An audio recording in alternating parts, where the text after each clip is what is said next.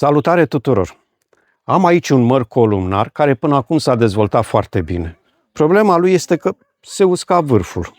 Doar cât l-am atins cu mâna și a căzut aproape singur. Rămâneți alături de mine astăzi până la sfârșit și vom face o anchetă să vedem principalii suspecți care au provocat acest lucru, să găsim vinovatul și până la sfârșit vom vedea ce trebuie făcut pentru a salva pomul.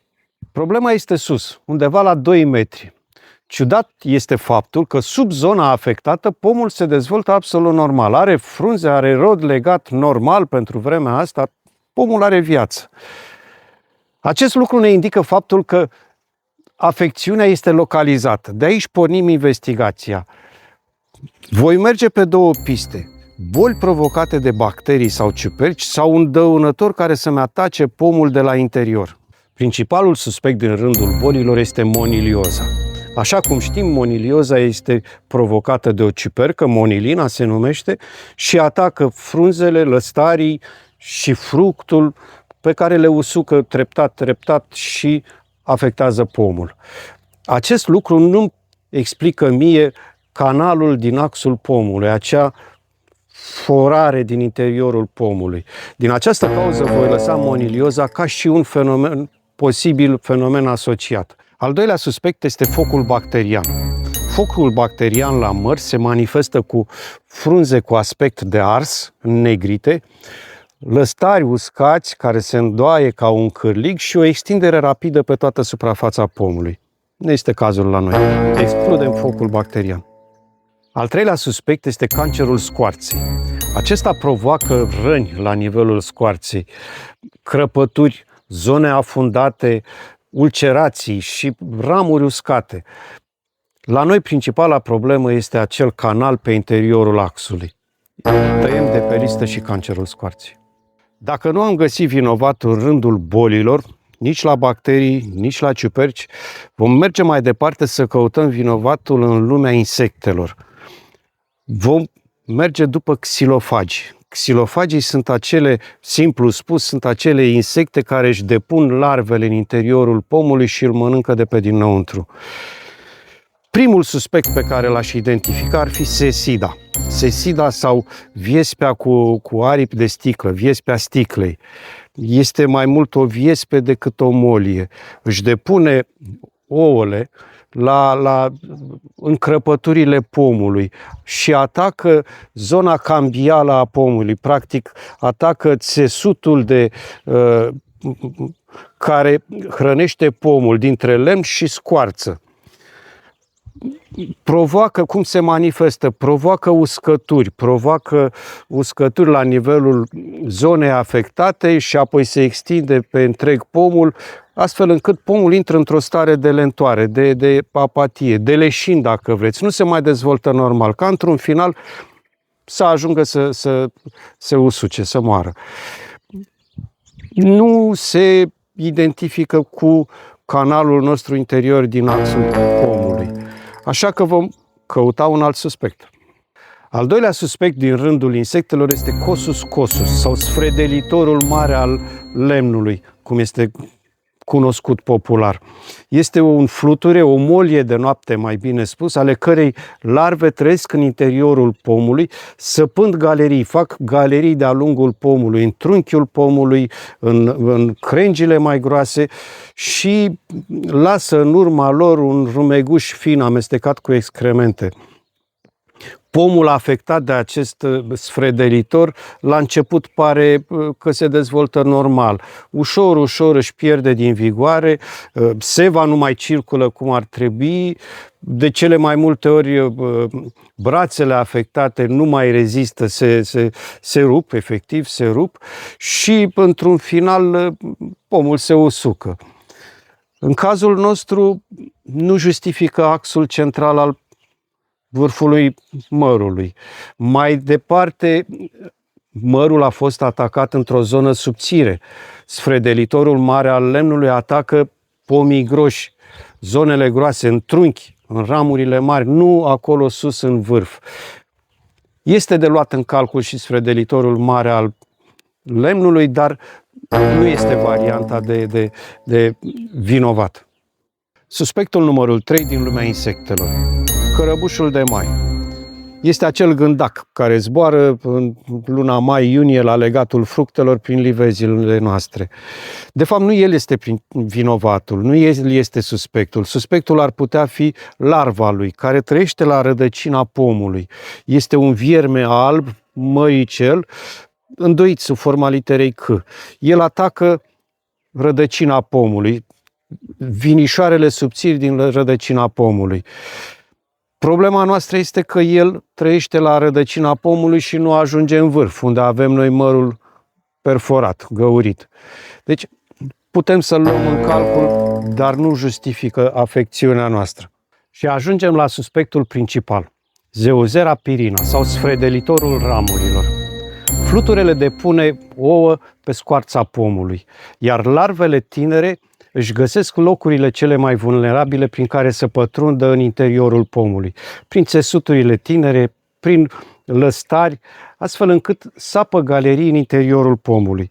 Un aspect important este că nu îl găsim neapărat la rădăcina pomului. El poate fi și la nivelul unui lăstar median sau în vârf, cum este cazul nostru, la 2 metri și înălțime. Cum se manifestă?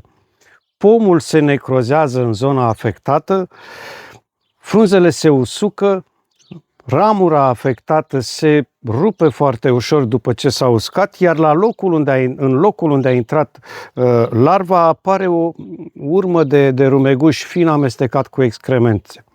Dacă nu am identificat la timp dăunătorul, pomul își pierde ușor din frunze, din vigoare, ramura se rupe, dăunătorul afectează, galeria merge mai departe, dăunătorul afectează încă un lăstar și încă un lăstar, până ce ajunge să afecteze tot pomul, să sape o galerie adâncă care duce la uscarea pomului. Iar în cazul nostru, la un măr columnar, dacă a afectat axul, cum este cazul nostru, situația este mult mai gravă, pentru că structura, scheletul pomului este doar axul la mărul columnar și odată axul afectat, trebuie să eliminăm din pom până ce ajungem la un lăstar lateral din care să reconstruim mărul columnar. Bun. Deci avem principalii suspecți.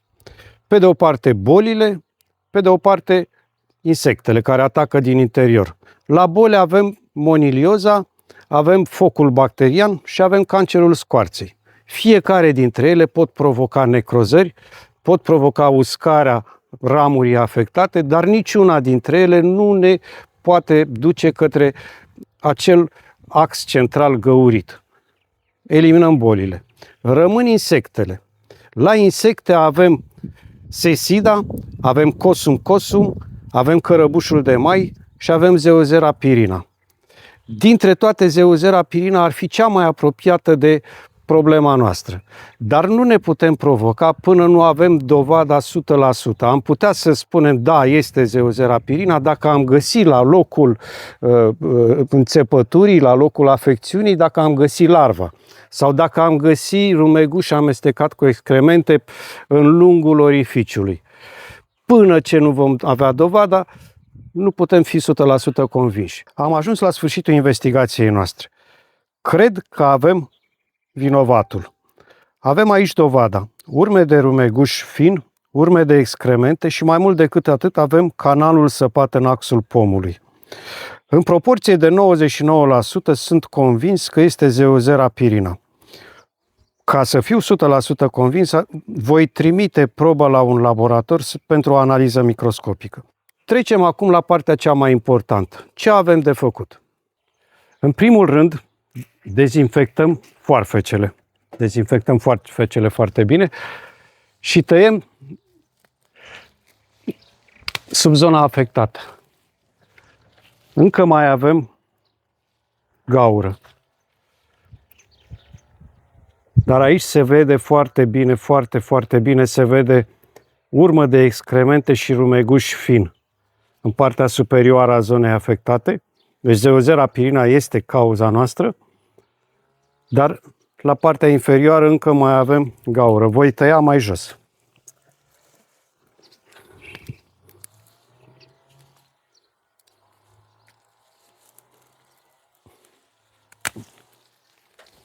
Am ajuns la lemn curat. După ce am ajuns la lemn curat, cu un cupric dezinfectez bine rana. Tamponez bine rana și o dezinfectez.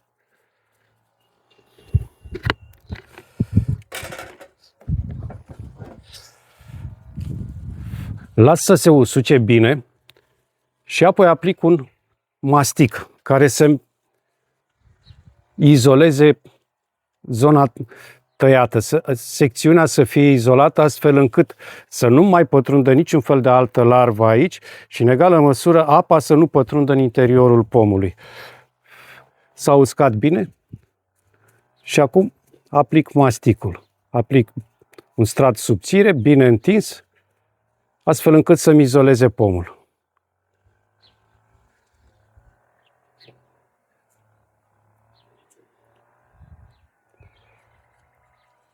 Acesta este tratamentul.